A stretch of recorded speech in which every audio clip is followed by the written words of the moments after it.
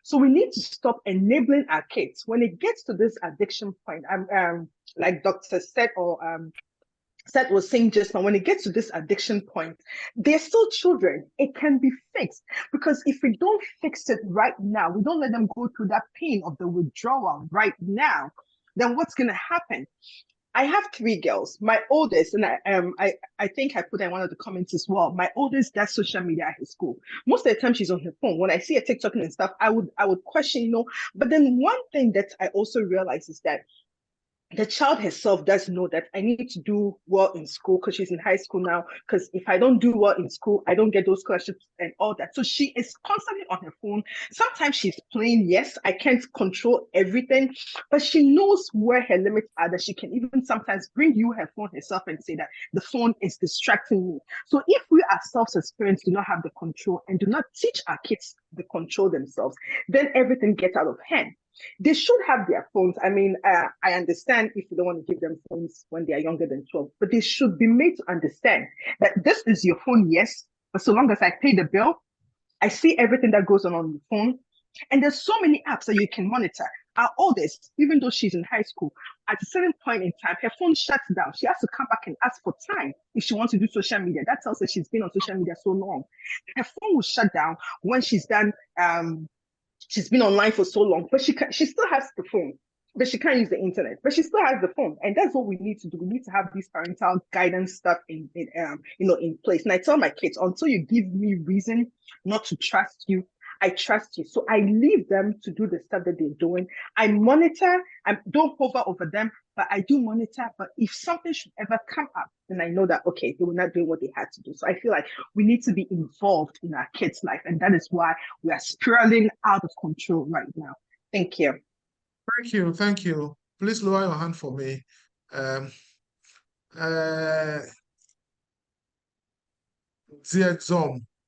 Dear Zom, please. Okay. So good afternoon, everyone. Thanks for the nice presentation. So to make my question brief, I have a 3-year-old girl getting to 4 years. She doesn't like eating. So Can you raise your voice a bit, Zom? Yeah, hello.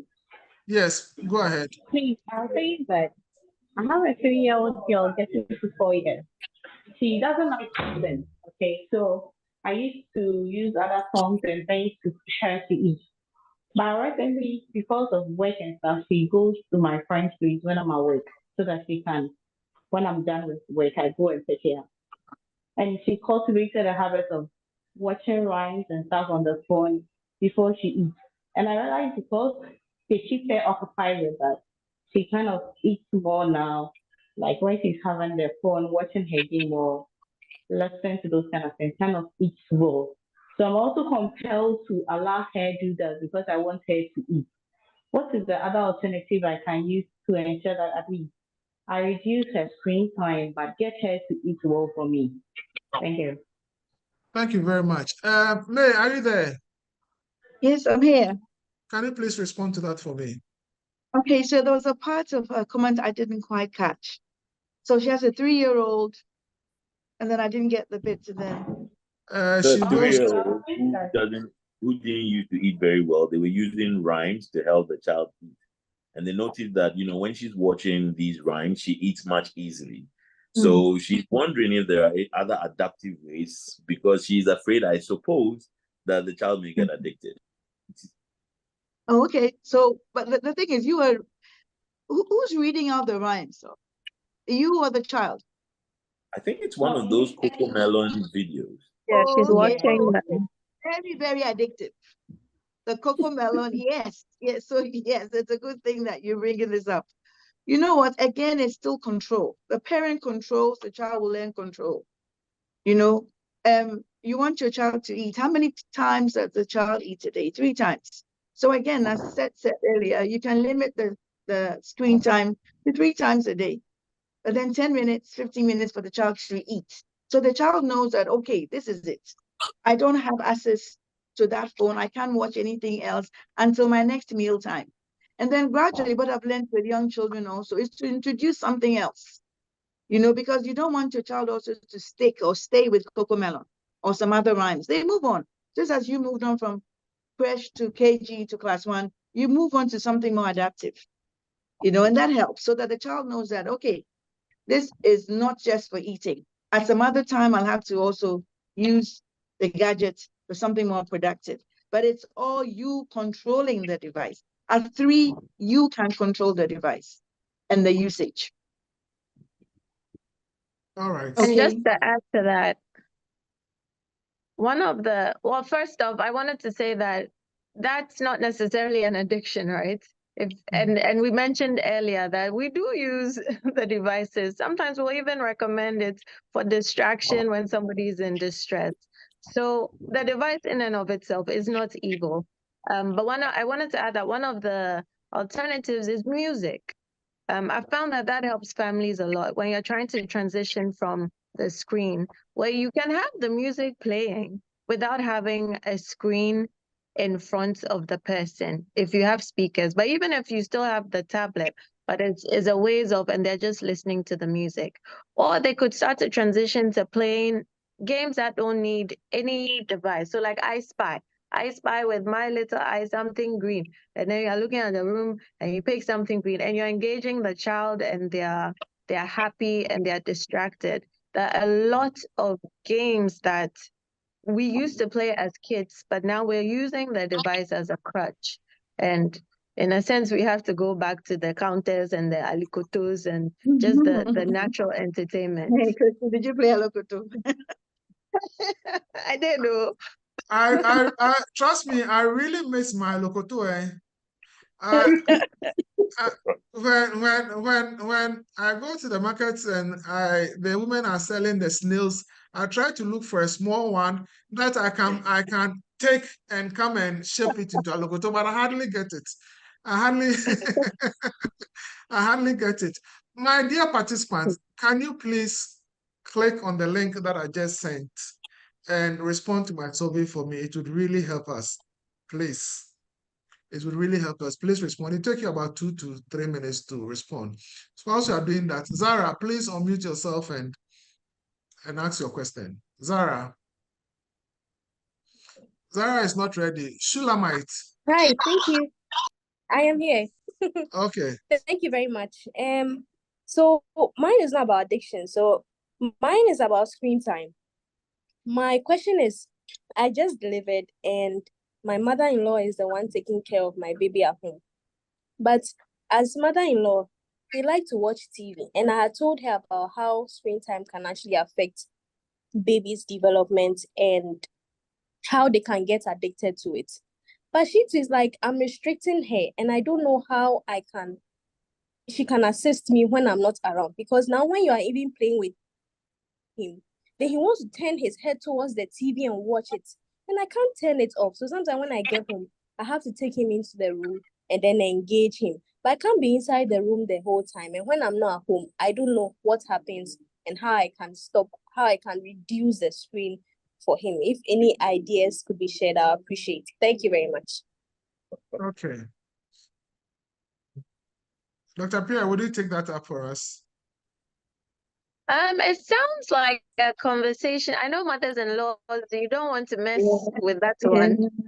Yeah. But at the same time, because it sounds like mom-in-law has the screen and baby is watching the screen, and the effects on the brain before 18 months, really, they shouldn't be watching the screen. So a conversation first, but if that is not working with babies, it's difficult. Maybe you can suggest to mom that she uses her laptop. Maybe she's also watching her soap operas and doesn't want to change her life. But if somehow you can impart the detriment of it to her darling, grandchild and what it will do to him or her, maybe she can have an alternative screen, a smaller screen, so that baby can then focus on their, I've forgotten, it's been a while since I had one, the games and the toys that the baby would usually play with.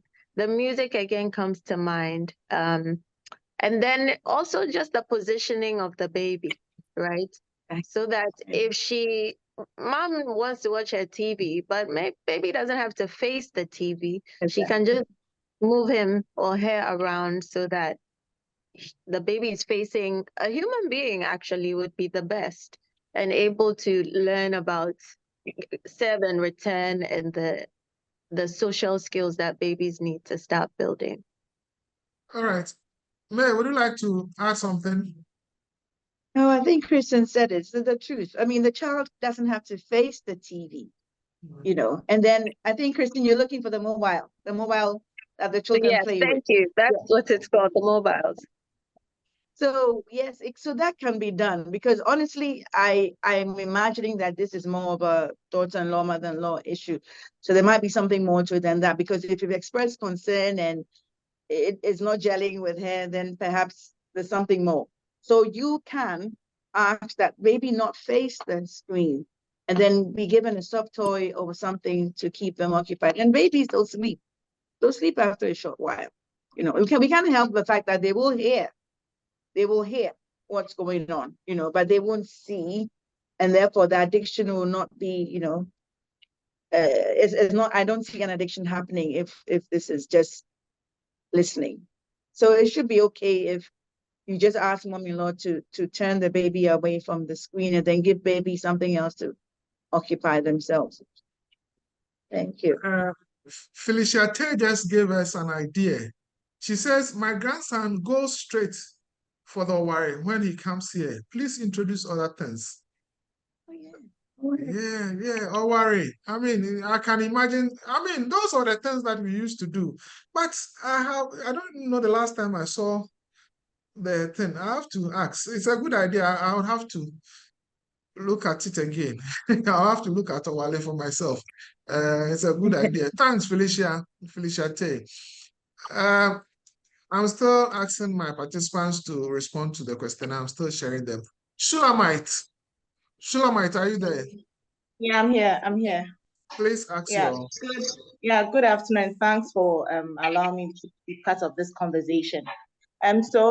When this already just came up, I just wanted to add something I just realized a few weeks ago.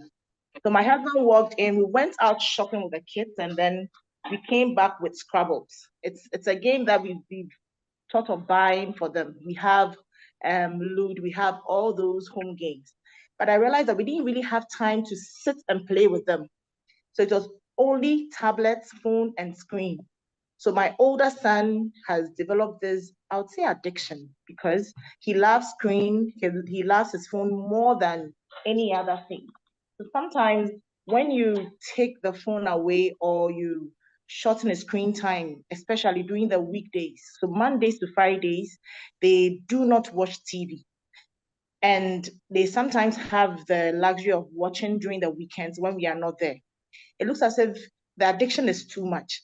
But when these Scrabbles came in, and they got to know how to form words and then form letters and all those things, words out of it, they were so happy. I realized they stuck to it. But with our busy schedules as parents, when we all left them to the Scrabble, then they went back to the screen. I just saw this, that if as parents we are not responsible, or we don't make time for our kids, it will be the screen that will make time for them. Because we are not home most of the times, and then maybe our helps will be with them. They have to do the chores, so the kids get screen time. They have to do the chores. The kids will end up doing their homework anyhow if we are not there to also supervise. And then there was one thing when I was trying to wean the older one off his phone. His tablet, yes, I see that, but the phone, because sometimes I have to call in, I kept his phone with him.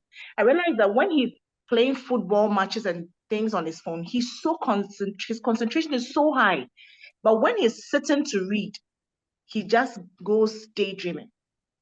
And sometimes I complain to him, look, when you're with your phone, you are so glued to it. But when you're with your book, I see you looking into the skies. I don't know how I can correct this, because I've tried my best.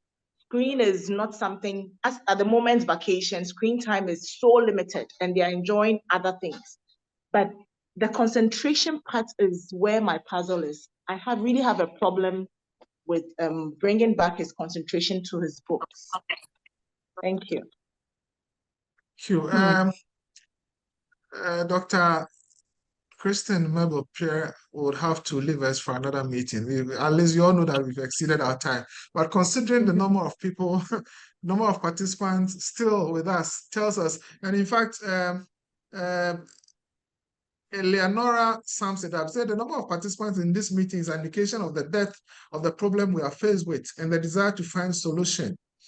As parents, we have to understand that children can be manipulative, that I agree. They use sort of excuses and reasoning to have their way.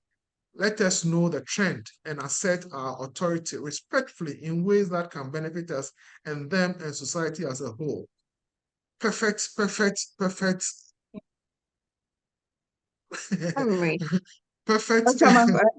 Yes. Dr. Bakwa, yes, you know, I'm here. just to address what the last lady said, I think this is a clear example of when, you know, we need to put our foot down, because we see a drop in performance, in this case, concentration. Not being able to concentrate to schoolwork, but football concentration, you know. So we need to decide now, is our child going to be the next Ronaldo? No. So then we need to take that phone away or limit as much as possible to very little time. So watching the football would be the reward for doing the work and doing the work properly, not just, you know, like we used to say in school, concentration 100%, absorption 0. Here you want that child to show that they have indeed learned something. So the football becomes the reward for schoolwork, for doing some schoolwork. You know, so this is a clear case of how an addiction can develop, because something is suffering. Something more important is suffering here. Schoolwork. And if I may add, I think we have to work more deliberately at alternatives. In the end, they'll figure it out once, but we have to help them start. So sometimes a child needs a break from studying, and then we go to the screen. But there are crossword puzzles, there are actual puzzles, there are cards. You can play solitaire by yourself. There are things that children can use recreationally. Some like Legos. Crocheting has come back as trending with the teenage girls. There are things that they can do: painting, coloring, journaling, start your own comic book. If we get creative, we can help them to occupy their time so that they get the relaxation, but it's not necessarily with a screen. The phone, yeah. Thank you very much. Oh. So like Elena put it, we have to know the trend and assert our authority respectfully in ways that benefit us and them. Okay, Sylvia, I'm still reminding my participants, I'm still sharing the link, and please respond to it for us. Sylvia, please. Okay, thank you very much for the audience. I would like to say this is a very good program. I've learned a lot from it. But me coming from a health sector, from listening to what parents are saying, you can see that it starts right from the younger age, 3 years, sometimes even 1 year, you see them holding phones. So this is just a little suggestion. That is, so, Doctor, you are from the health promotion office. We can just do something small, like when you go to our weighing, we have breastfeeding showing on our screens and other stuff. You can do something about this, and then they show it on the screen when they go for CWC and they see what is going on there. Then mothers will learn from there, because this page, we are just few mothers here. What about the mothers at large who were not able to join?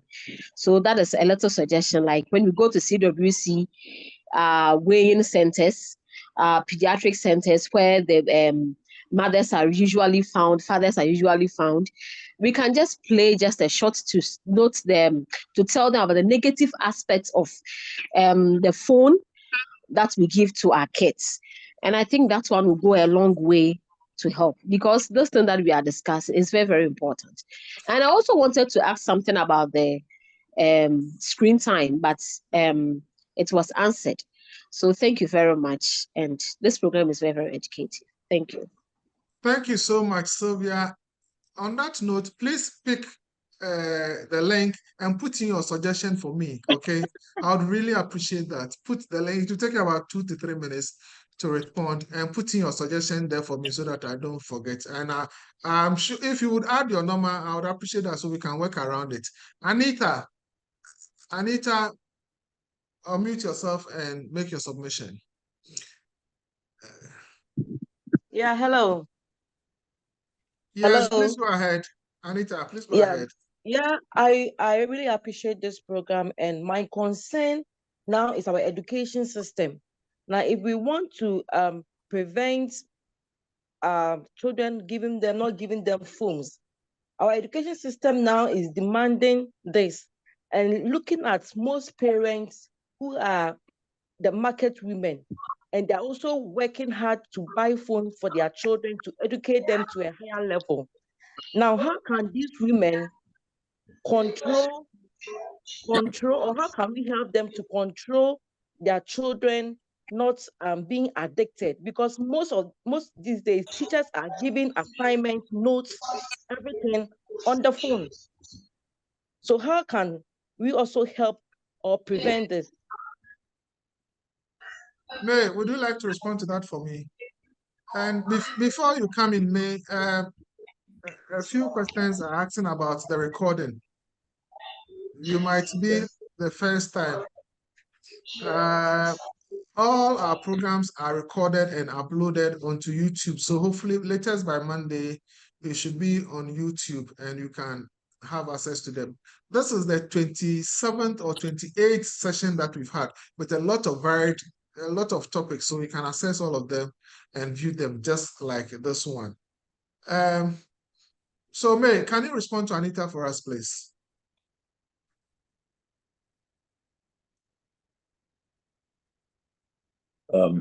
Okay. May is not around, so okay, Seth, please respond. Okay, so to the question that you asked, we don't have a foolproof plan, but anything that you can do to moderate use is good. You have remote controls, which have to do with knowing what apps your children have and also being able to remotely disengage the tablet or the phone. That's one of the things. We know that another thing, which is socialization, works when they are connected to the internet. So physically taking away the connection can also be something that is helpful, even when you are not there. So looking at these, we are looking at anything that can help you restrict continuous use or use that is excessive. And there's no foolproof plan.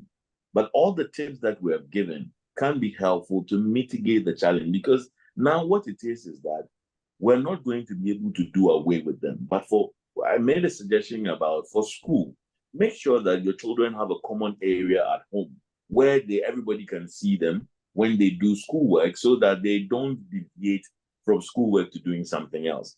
I wanted to add this submission. Understand one thing. Children tend to have a brain that is definitely pleasure-centered. It looks for pleasure all the time. Now, if your child is consistently engaged in things that are pleasurable, like the phone, which has multiple sensory inputs, like the touch, the hearing, the sight, if you compare it to just reading a book, it becomes boring. But children learn a lot through fun. And we use that, especially for children who are on the spectrum, who have inattention issues, to work through that. The part of the human brain that we use to regulate behavior is fairly underdeveloped until after about 25 years. So if you don't put in the checks, you can almost automatically understand that there is going to be a problem with its use. Thank you. Thank you very much. Let me respond to Stella Asa. Stella, if you get onto YouTube, for now, type in MHA webinar, and just add any figure up to 25. All our webinars will pop up and enjoy them. Just type in MHA webinar. So MHA webinar, the figure 20, and that webinar will pop up and all others would also pop up. This particular one on Monday, you can type in the title and it will pop up. Okay, May is back. But my dear participants, I think we've done justice and it's been a very good interaction. We are almost 40 minutes past time. And my facilitators, I can't pay them for their time. The extra time, I did not ask them for. So I'm so sorry. Please forgive me, Anita, Senam, and Co, that we cannot take your questions anymore. I'll let my facilitators say their closing remarks.